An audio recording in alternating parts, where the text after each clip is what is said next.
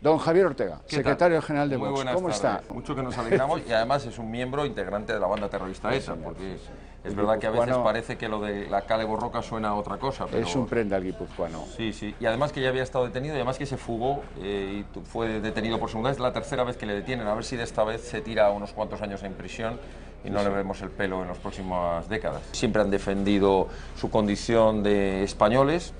Pensemos en lo que era el Partido Socialista del País Vasco con Nicolás Redondo, donde se defendía claramente la españolidad y la defensa de la unidad de España dentro del País Vasco, cómo se defendía la lucha contra el terrorismo sin aceptar el relato histórico que se está aceptando en este acuerdo, el relato histórico que dice que había dos bandos, que no estábamos enfrentados, y en tercer lugar el supuesto, y en doble comilla, del derecho a la autodeterminación, que no está el derecho, que no está reconocido en ningún lado, pero que no nos olvidemos que estas tres, es decir, el secesionismo, el relato de los dos bandos y el acercamiento de los terroristas de ETA a las prisiones del País Vasco, esas tres pertenecen a la llamada alternativa CAS, es decir, a las reivindicaciones históricas de la banda terrorista ETA. Deberían saber los del Partido Socialista con quién están pactando con el PNV, que es el partido que se ha beneficiado, que ha alentado y que ha dado siempre históricamente oxígeno a los terroristas de la ETA cuando estos estaban acorralados. Magnífica noticia. Esto empieza a ir por el camino lógico. Es una alegría, ojalá terminen por detener a los 60, 50, sí. 60 que participaron en esos hechos. Es una alegría porque evidentemente no se puede aceptar de ninguna manera el que se produzcan este tipo de actos premeditados, de una violencia extraordinaria, de una cobardía fuera de todo lugar, 50 contra 4, contra 2 guardias civiles, civiles y sus parejas, que también fueron agredidas, pero lo más increíble es que todo esto se enmarca dentro de una campaña permanente de acoso a la Guardia Civil en Alsasua, en la que se les... Y en otros lugares. Y en otros muchos lugares. Claro. Pero este es uno de los símbolos que tienen, o baluartes, de lo que es una estrategia para intentar impulsar la expulsión de la Guardia Civil. Ya vendrán luego los partidos estos que se dedican a darle oxígeno, después de esta campaña mediática de odio y de presión, luego es cuando aparecen estos pactos donde dicen, bueno, y añade una cosa más, que la Guardia Civil tiene que salir de Navarra, ¿no? Como ya ha salido de otros tantos sitios, ¿no? Entonces, nos alegramos y ojalá se haga justicia, terminen en el banquillo y terminen siendo condenados por la cobardía y por el atentado, porque en definitiva las cosas hay que llamarlas por su nombre. Eso es un atentado, es decir, un atentado contra agentes de la Benemérita. Increíble, porque lo que dice tiene razón. Rajoy es lo que no necesita esta patria. La patria necesita políticos valientes que estén dispuestos a defenderla. Pero vamos, que lo diga este personaje que está dispuesto a apoyar a todos aquellos que pretenden romper en pedazos España porque le interesa reconocer un supuesto derecho de autodeterminación, pues resulta cuanto menos un poco irónico y paradójico, ¿no? Pero él cree en esa patria plurinacional. La patria va a tener que plurinacional cómo y dividida, ¿no? Quien no ama la libertad y quien no ama la unidad de España no debería estar utilizando esos términos, porque como muy bien has dicho, hay términos que en boca de algunos pues resulta que se pierden su sentido, ¿no? Se embrutecen o se pierden. Cuesta, ¿no? Cuando uno siente algún... Pues a mí me parece una barbaridad. Espero que haya suficientes socialistas en España para que reprochen esta actitud del Partido Socialista en el País Vasco. Hay que recordar que el Partido Socialista también sufrió el zarpazo de la banda terrorista ETA, y hablar con el PNV para darle la razón en un documento, como mencionábamos antes, algunas de las cuestiones que han sido reivindicación permanente de la banda terrorista. Sabemos que la política de dispersión de presos etarras tenía una razón de ser muy lógica. Los presos se hacían con las cárceles, amedrentaban al resto de los presos, pero especialmente la banda terrorista utilizaba la concentración de presos para adoctrinarlos, para que ninguno decidiese salirse de la banda terrorista. Pero el reagruparlos o acercarlos a las prisiones que están en el País Vasco no tiene otra otra finalidad que como paso previo a la liberación posterior, que es en lo que pretenderán el día que consiguieran esa hipotética secesión del resto de España. Pero lo segundo ya es terrorífico, darle carta de naturaleza dentro del estatuto a algo que es absolutamente inconstitucional. Y que el Partido Socialista lo esté firmando, es decir, hablar de un supuesto derecho de autodeterminación, un supuesto derecho, en definitiva, de derecho llamado a decidir. Mira, el derecho a decidir lo tenemos todos los españoles y la secesión, además de ser delictiva, atenta a lo más elemental de la Constitución y de la democracia. Pues ojalá no, y ojalá además les exija la ruptura de ese pacto, porque esto no es más que lo que ya hemos vivido en Cataluña, son los inicios de un proceso que lleva consigo o que tiene como finalidad la ruptura con el resto de España, el desafío de una parte.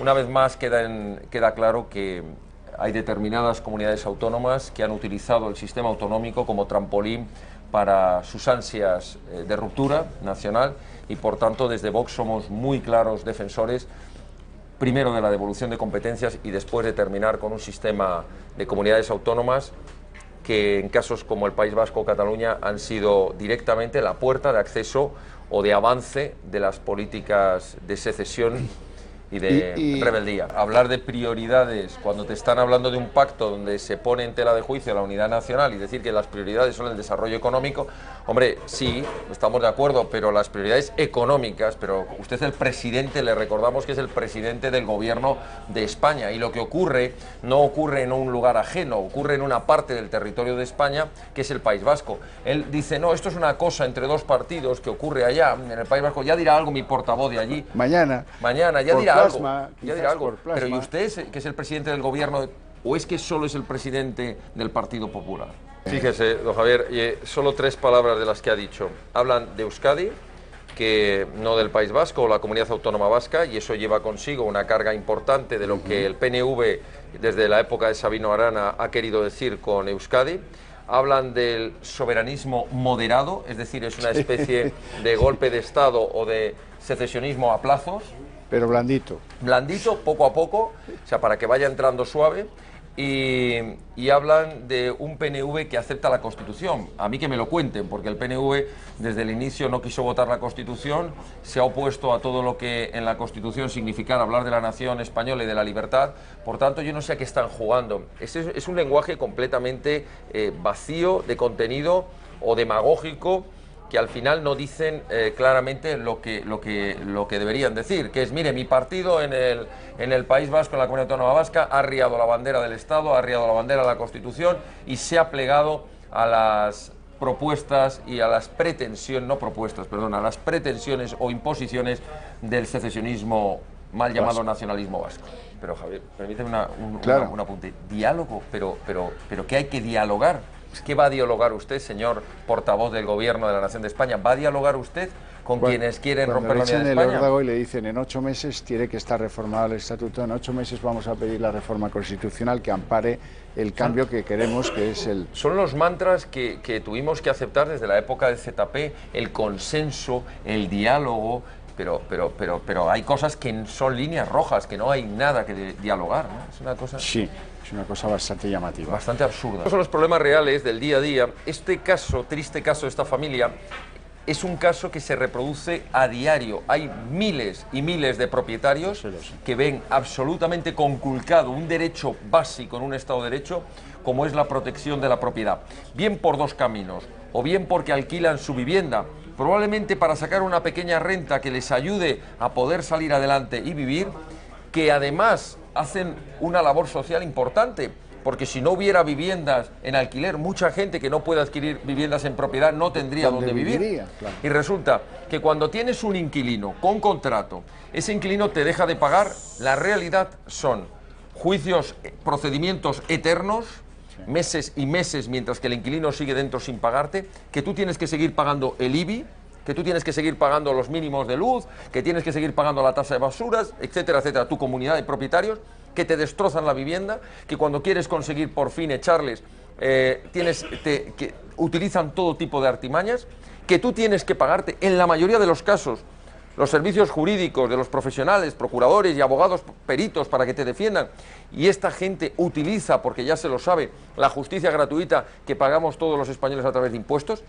y el caso de esta señora ya es el sumum de la barbaridad, que es que ya el colmo es que ni siquiera existe un contrato, estamos ante una situación de precario, de ocupación ilegal de una propiedad, y además están apoyados todos esta gentuza que se mete en las propiedades por toda la progresía, por todos los movimientos Podemos, Mareas y compañía, que recordemos que empezaban con aquello del stop desahucios y siempre le daban la razón al que está cometiendo la ilegalidad. Es decir, vivimos en una España donde el español honrado, el que paga sus impuestos, el que cumple la ley, está que somos, por cierto, la inmensa mayoría, completamente desasistidos y abandonados por el Estado.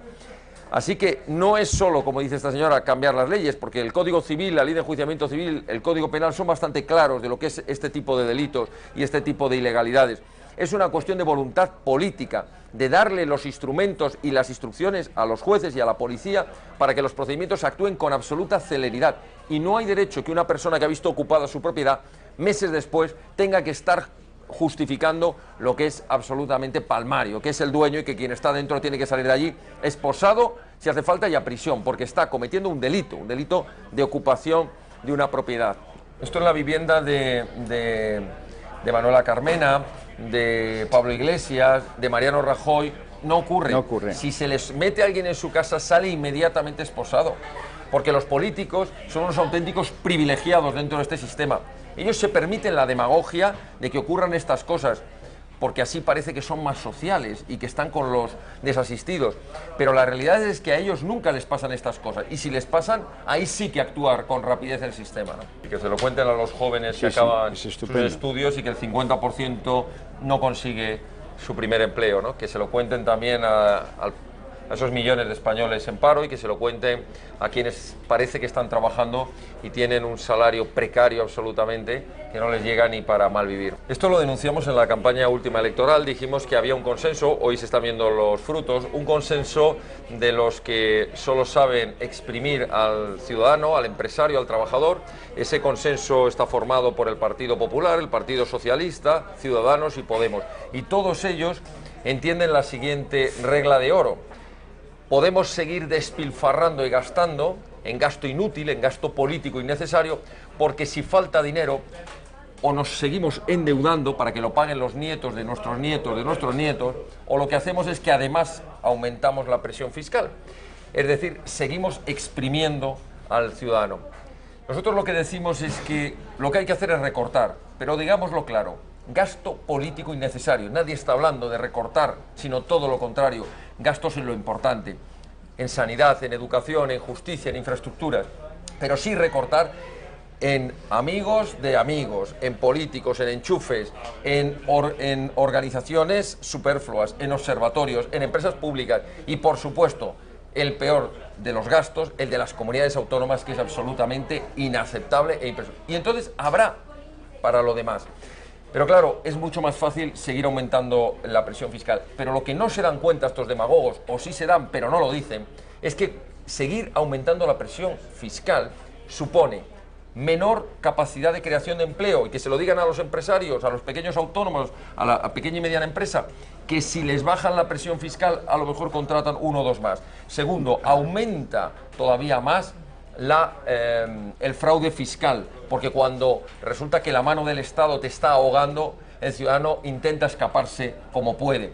Y en tercer lugar, bajar la presión fiscal, una de las cosas que hace es que genera al final mayor recaudación, porque hay más cotizantes, hay más empleo y además hay más consumo. Más consumo, por tanto pagan más. Están haciendo Las... lo contrario, Javier, lo contrario de lo que sería necesario para activar la economía, para crear más empleo y para recaudar más. Van a conseguir lo contrario: quemar la economía y recaudar menos. Don Javier, aquí el problema es que Se miente.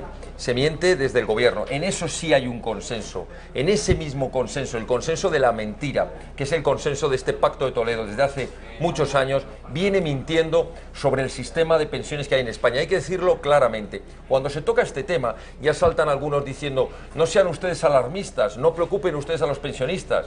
No, lo que es alarmante es esconder la realidad. La realidad es que actualmente este sistema que nosotros desde Vox denominamos de estafa piramidal es insostenible.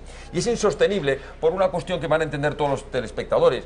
Hasta hace unos años, 3 cotizantes a la Seguridad Social que cotizaban alto mantenían a un pensionista, a un ex trabajador que ha pasado a la clase pasiva. Actualmente tenemos un solo cotizante, o vamos camino de un solo cotizante para 3 pensionistas, y encima esos pensionistas no tienen como antes una pequeña pensión, sino que han cotizado alto y tienen una pensión alta. Es inviable. Hay que decir claramente que las pensiones, el pensionista de hoy está recibiendo su pensión del que le está cotizando ahora.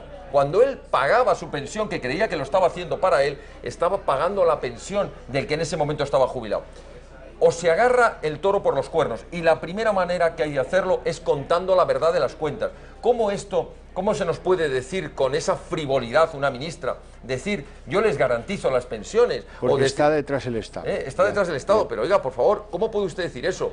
Han dilapidado el fondo de reserva de las pensiones, que al menos era un pequeñísimo colchón para un par de años. Llegó a tener 65.000 millones ahorrados. Pero que creo recordar que el cálculo daba como mucho para 1 año y medio, 2 años, como mucho. Es imperioso, Javier, imperioso poner encima de la mesa y buscar una solución. Nosotros la hemos puesto, es un sistema mixto entre el sistema actual de reparto y el de capitalización, que dé verdadera libertad a los pensionistas a hacer su propia hucha y saber que cuanto más quieran cotizar, mayor pensión tendrán, pero que estén realmente garantizadas, y no se garantizan con meras declaraciones, se garantizan con un sistema que no esté en absoluta quiebra, como es el actual, que van a tener que recurrir a los presupuestos generales y a sacar dinero de otras partidas para que las pensiones, por cierto, bastante miserables en la mayoría de los casos, no terminen por tener que suspenderse. Los miles de millones que se han destinado, por ejemplo, a fomentar la ideología de género, es decir, la ideología pro aborto, pro lobby gay,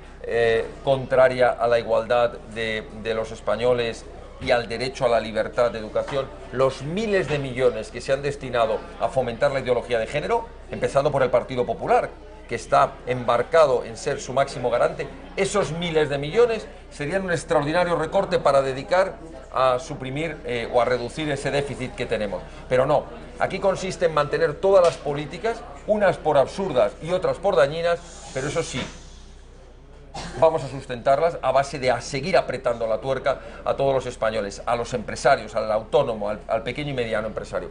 Es verdaderamente, y lo peor de todo esto es que no es el Partido Popular, es que es el Partido Popular, el Partido Socialista, Ciudadanos. En eso son una piña, una auténtica piña, en exprimir a los españoles a base de una política fiscal absurda. Don Javier Ortega, muchas gracias. Un placer enorme compartir Igualmente. Sus opiniones y su compañía en el programa.